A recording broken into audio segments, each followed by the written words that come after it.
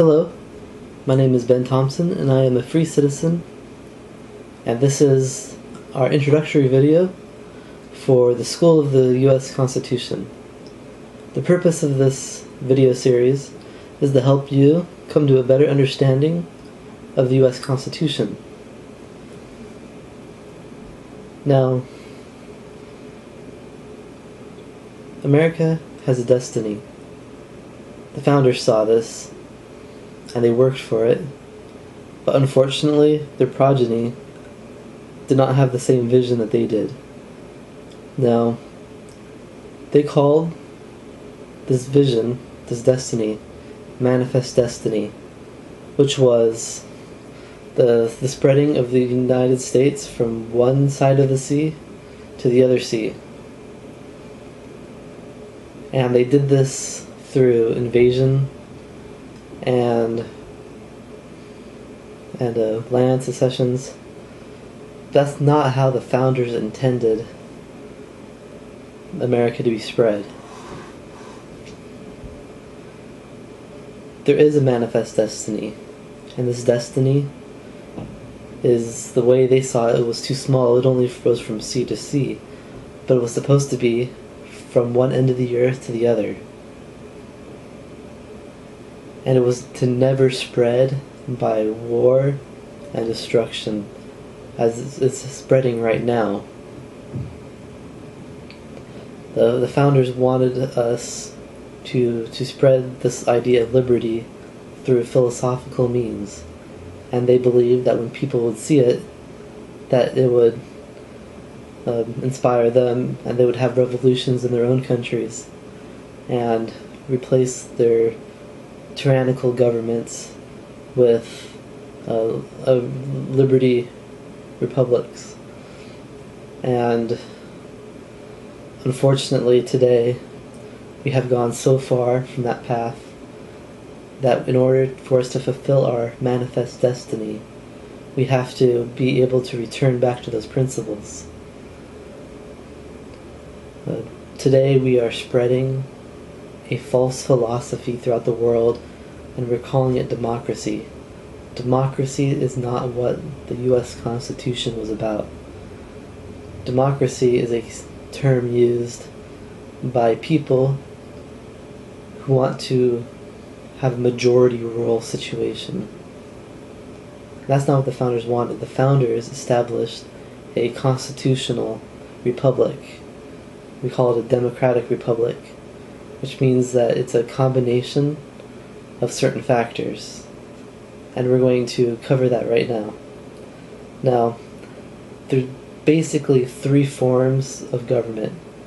Four if you include anarchy, but that's the opposite. It's no government, nothing. And that's not a good idea. Now, the other three generally are considered to be a despotic system, which includes forms of government like monarchy, fascism, tyranny, and it's what it is that all power is located in one head, usually in the form of a king or some type of ruler. The second form of government is called an aristocracy, which means a rule by elite, and an aristocracy is usually where all the wealth is had, and that's when those people rule. And then finally, the third is called a republic or a people's law, and that's when the individual has a role in government. Democracy is a Greek term, and it was considered to be very negative and means, in fact, more literally, a mob rule, meaning that the majority rule, and that the majority have all power, and that the minority cannot do anything against the majority. A constitutional republic is supposed to be a fixed set of law that protects all people equally, and that a majority cannot take the rights away from the minority. So those are our three main types of government, and what the founders did is that they took all three forms of these government and put them together in the hope that it would create something better, and it did. We have three branches of government. We got the executive, the legislative, the judicial, and the legislative, which is made up of Congress, both the House of Representatives and the Senate, is supposed to be the supreme branch. It is where the people, in the form of a republic, are represented in government. The legislative, we divide it into two, and this provides the constant struggle between the two in the hopes of being a check and balance against people's tyranny. Democracy is a form of people tyranny, a majority tyranny, and the two houses are designed to protect against this. Now, we have the Senate, which is a remnant of the old aristocracy form of government. Then we have the House of Representatives, which is the people's law. And so, it was hoped by the founders that the aristocracy, which would be a lot of the elites, would have a lot of the wealth. Originally, the Senate was not voted by the people, but by the states. State governments voted for them, and the aristocracy was supposed to protect the state. And the representatives was supposed to protect the people, and the two would work something out that's best for the state and what's best for the people. By limiting senators to 6 years for a term, it would hope to remove the negative effects of aristocracy, which itself delves into tyranny. And having that longer term makes it so that the senator could be more used to their position and do more for the state. Now, in the House of Representatives, the representative has a 2-year term, and they can be voted as many times, I believe, as the people want them in there.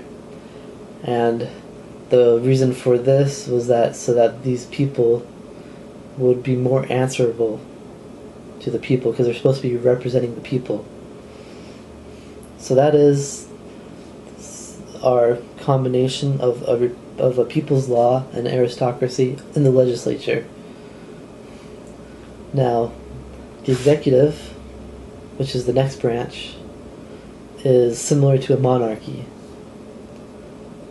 The term limit was set to 4 years, so that to try to take away the advantage of having a long term in that position, which would result in just establishing a real monarchy. A lot of the power is taken out of the executive and kept in the legislative, so it's in the people's hands, and the executive is more like somebody who executes the law that the legislature comes up with. And then the judiciary, again, is another leftover from the aristocracy. So these three were supposed to work together to create a balance. Now, there have been some changes. Most of the power is centralizing into the executive branch, which the founders would have spoken against, because power is supposed to be in the legislative. Another change is that the Senate is now voted by the people. So it's basically another group of people's law. And without that balance of having the states balancing out the people, it leaves room for tyrannical actions to come into play. And of course we have the judiciary, the Supreme Court, which are not fighting against these things that are happening. To understand more about the destiny of the United States, let's take a look through history to learn more about this. Now, there's basically 8 steps. The first step began a long, long time ago in Britain, actually, and this is with the Anglo-Saxon people, and they had what they called the People's Law, which law, and we'll talk more about this at a later time. But the Anglo-Saxon law, which was a form of People's Law, was identical to the People's Law that is written in the Old Testament of the Bible, and with some minor variations, but it's basically the same law, and that's the foundation of People's Law. Now, this system became corrupted because they wanted a king to, during a time of war, one of the chiefs would take all power, and you know how that always turns out. Never gets taken away, and they ended up with a monarchy.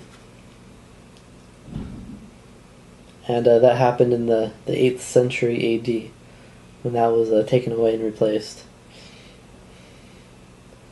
Now, the founders knew this and understood it and imitated it in the United States.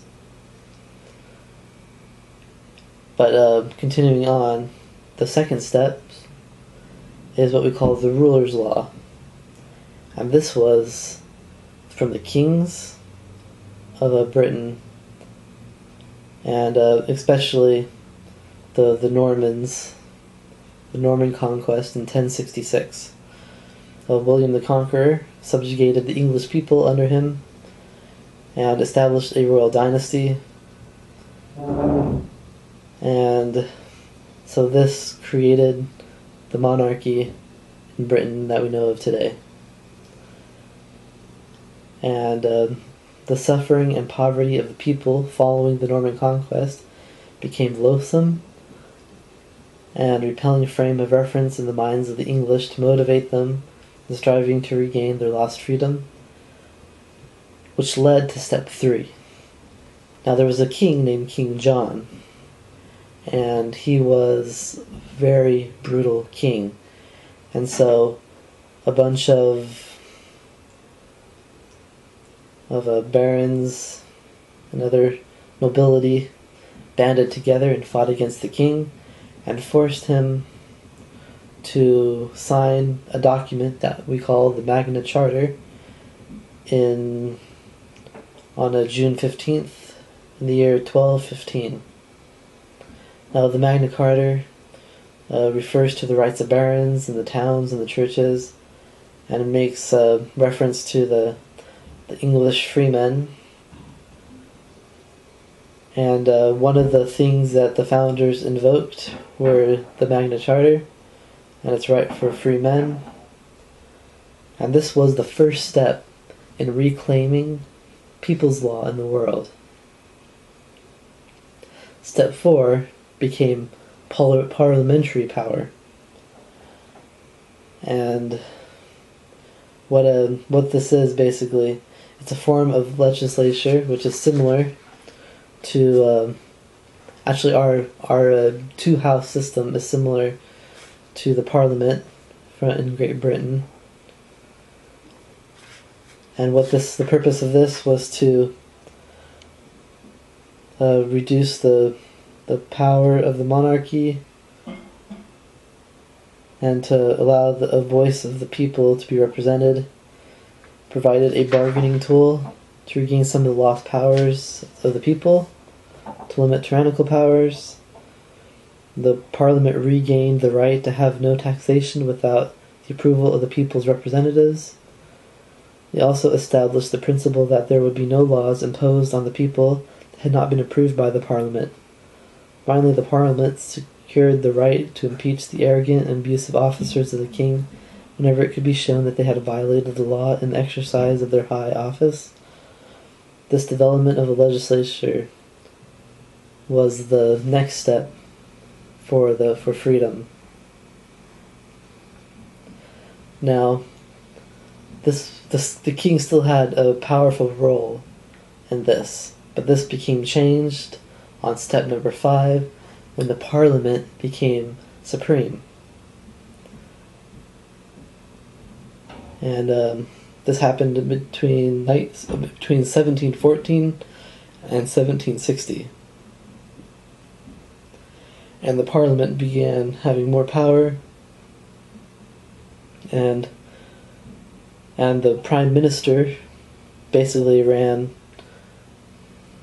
things over in the country, and the office of the king became symbolic, although it was still very important.